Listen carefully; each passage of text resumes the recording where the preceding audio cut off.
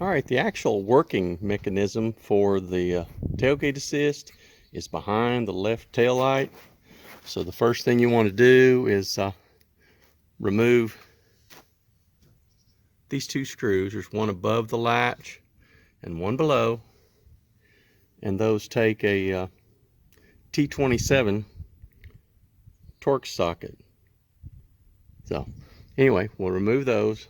With those removed, the next thing you want to do is pop that tail light off. Now the catch on it, don't break it. These things are expensive, but you'll get in behind it here and pop it straight out. It's got a little pin catch. I'll show you here in just. Now inside you can see the actual cylinder that controls the rate of drop on the tailgate. So now all you got to do is take a little pry bar, or sometimes if they're not real dirty like this one is, you can just pop them off. That looks like it's going to have a little prying. Alright, I've got it laying in the bed of the truck now. As you can see, it just has some little clips that go over the pins inside the fender well. You've got the one right here, which is the top, and then the one down inside, which is actually attached to the tailgate assist. And until you take that out, it's a little tough to get that tailgate on, because you have to let the tailgate part way down to get it off, and then this little bushing will not release until you've got the tension off. As you can see, mine's broke. Alright, I've just got a 3/8 ratchet with a T40 socket on it, and we're going to take out these two bolts right here, and that'll let that whole hinge assembly come out of the fender well. Okay, we've removed the two T40 shoulder bolts. Make sure you have a shoulder bolt when you go back in. Anyway, we've got the hinge assembly out, and as you can see, the bushing on it is shot, so it's no longer serviceable. It just lets the bed fall down. Now, kind of a quick test, you know, a lot of people replace these cylinders, but if the cylinder was bad, it wouldn't have had any tension on the bed, and you could have removed the bed without even removing this cylinder. You still got to take it off, because it hooks onto that pin right there inside that fender well. So anyway, it's got to come off either way. Alright, I love my Toyota truck, but this is not one of Toyota's better ideas. Here's your part number, and that's for that tailgate hinge. Alright, and this is what you get. Like I said, at your Toyota dealership, you're looking at about $65. You can get them on Amazon for in the 30s. So it just depends on whether you want an aftermarket part or the real deal. Alright, it just slips back in. And then, like I said, make sure you use your shoulder bolts. Got the little shoulder on them. It's T40.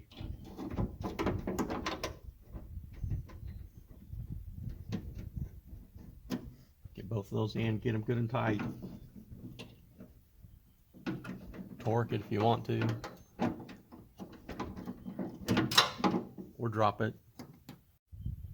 It's actually better if you don't drop it.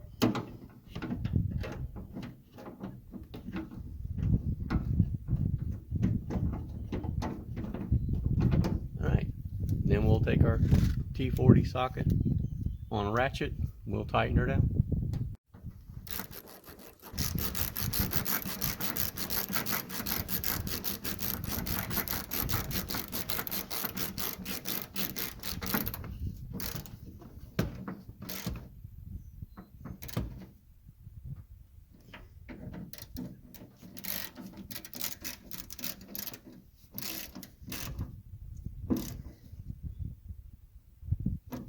Okay, that's all there is to that. We could actually put the tailgate back on now if we wanted to. Now, if you've got the backup camera on your truck, when you remove your tailgate, you'll either have to lay it up in the bed like I did, or something, but anyway, or put it on a workbench.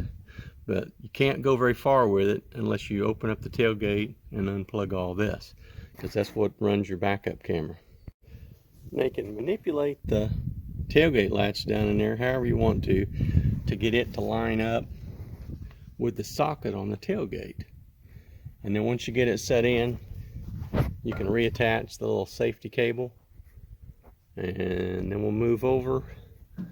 And this one over here requires a little bit of alignment, So we'll raise that tailgate up about halfway, 3/4 of the way, and then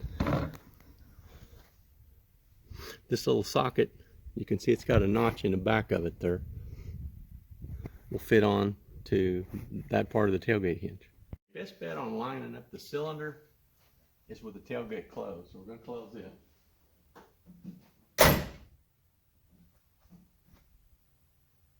Sorry, I know it's a little tough to see, but down inside, if you look, this little locking piece here goes on to the little pin down inside. And with the tailgate closed, let me kind of hold it there a little bit. You can see they almost line up perfectly with the tailgate closed. So that's the best way to put that back on.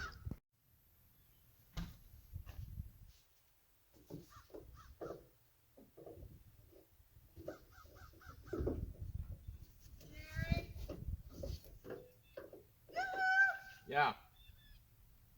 All right, now in order to put the tail light back in, we've got to let the tailgate down to have access to those two bolts. Now, I don't know if you all have ever had your tailgate drop because of the lack of that little piece in there. That's how it should work.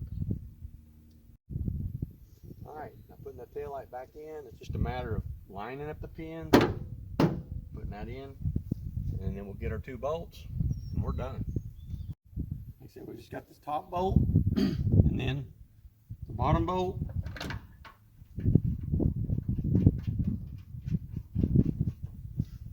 And we're wrapped back up.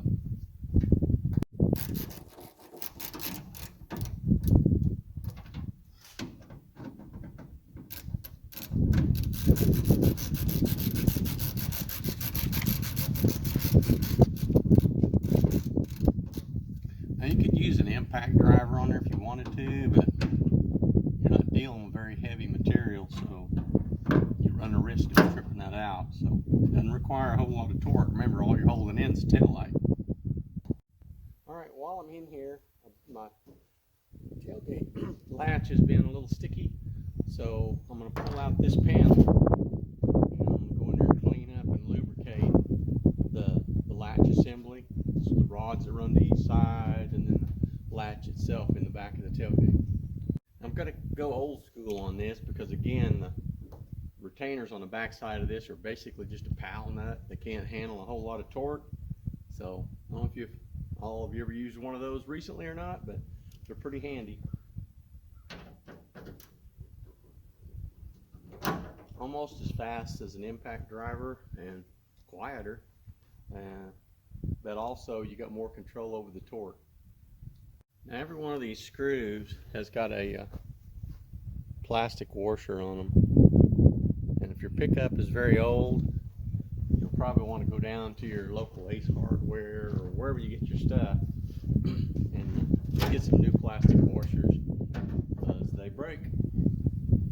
Yeah, now that we're inside, this is kind of what we're looking at. It's all gunked up. You can lubricate the little retainers on the rods. You can even lubricate the latch. You can see that back in there. But anyway, the whole thing just needs a good cleanup, and then a little bit of lubricant, white grease or something along that replaced, and we'll be good to go. I'll put it all back together. But here's the little plastic nuts. Like I said, I would not use an impact driver on that because there's a good chance you'll strip those out. All right, we're going to go back in with these screws, and again, be careful, don't over torque them because you're just putting them into that plastic insert. And again, if you've got any bad plastic washers, go ahead and replace those before you go back together. It just seals it up a little better. It's not going to be totally weather tight anyway. Every little bit helps, right?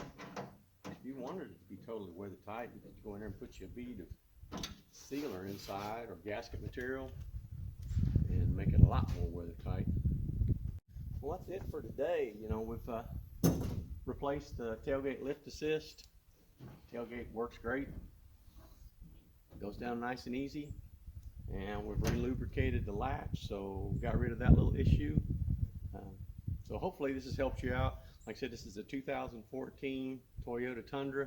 It's an SR5, but from what I've seen, everything from 2007 to 2020 is the same, so same process. Thanks for watching. If you like it, give us a like, share it, whatever you want to do. Thank you very much.